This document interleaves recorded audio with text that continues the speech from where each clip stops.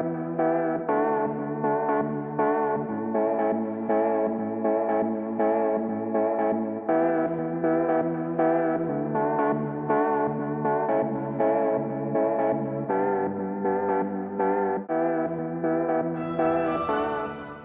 guys, and welcome to another episode of the What You Want channel.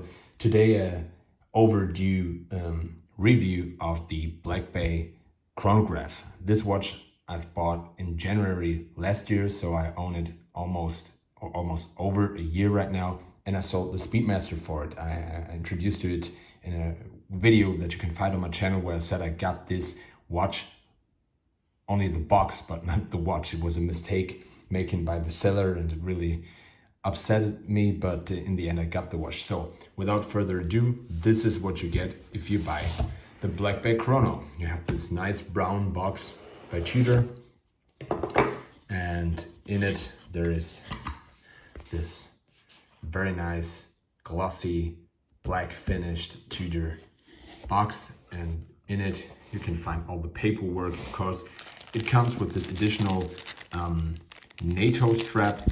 It's a special textile material made in France. Very interesting to see when the factory where it is made. There are videos by Tudor. Overall, I must say, I'm not really impressed by the quality of this one. You can see it also gets some wear, even though I've worn it only on a couple of occasions. Apart from that, nice hardware, nice design. It's not the classical NATO because it will be fixed with spring bars, so it won't go through the spring bars like you usually do with the NATO, but it will already be fixed to the watch itself. So actually quite nice blue color, but especially if you consider the price you have to pay for those, I think it's almost 250 euros retail. Way too expensive. Go for cheaper ones.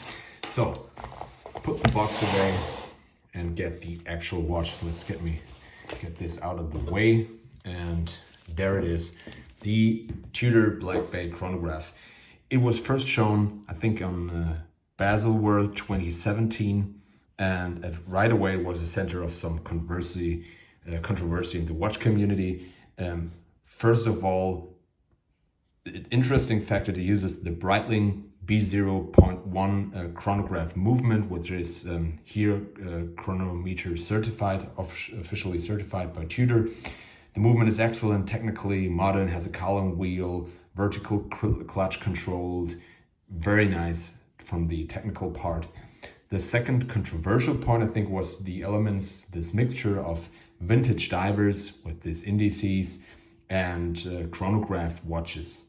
And finally, the hands. The handset, you have this typical snowflake handset, the hour marker, but you have this round indices, and many say it was not that a terrific idea for chronograph because this snowflake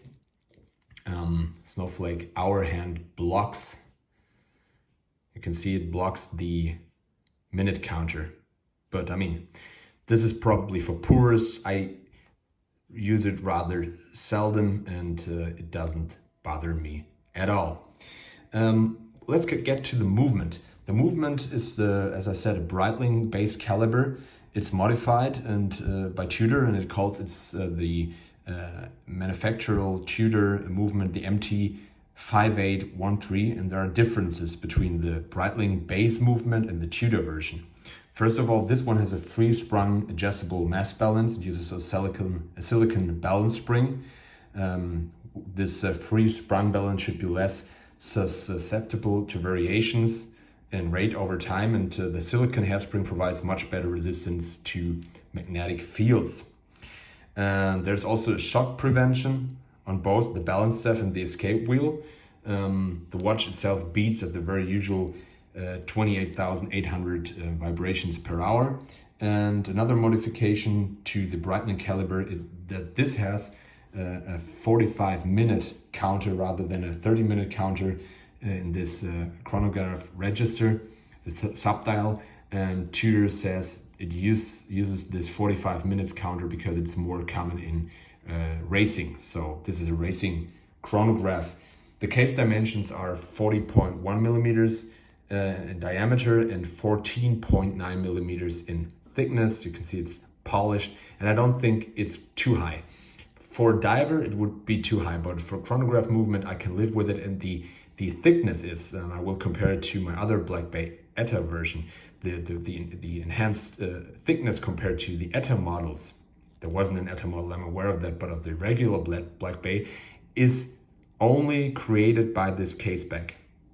So let me put this watch on my 7-inch wrist, and here you can see it.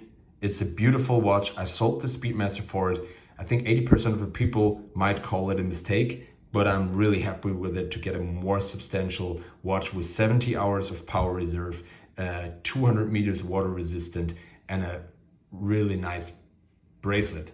The bracelet is also controversial because it has this rivets. As you see, those are fake rivets, but it gives you this really retro vibe, and it also lets your hair, your skin really breathe, because you can see some space between each link. The clasp is very nice, well made. It has these ceramic balls here, so it will last you almost, I think, a lifetime. It has the integration of the Tudor shield logo, where you can see here and also here. You have the shield, which is also on the dial, but you also have this classical Tudor rose on the side on the crown. The pushers are screw down, and the action of the pushers is just magnificent. I mean, just listen to it. Very crisp, very precise, screws in easily and unscrews the same, more or less. So let me set it back. It also has this date function, which is pretty nice, and stylistically, as I said, is a mixture between vintage Tudor dive watches and chronographs. It has some links to the Tudor Submariners, of course, the snowflake hands and this riveted bracelet, as well as to the Tudor Oyster chronograph with this screw down pushers and lack of case guards. Overall, a very nice designed watch. The lume is also quite good. I mean, the indices are quite small, so let me light them up for you so you can see it here. So this is what the lume looks like. Maybe just like put it here. You can see this is this greenish kind of lume, and it's not like Seiko lume, but it's okay. So if you haven't subscribed to the channel, please give me a thumbs up, subscribe to the channel, leave some comments below, and see you on the next one.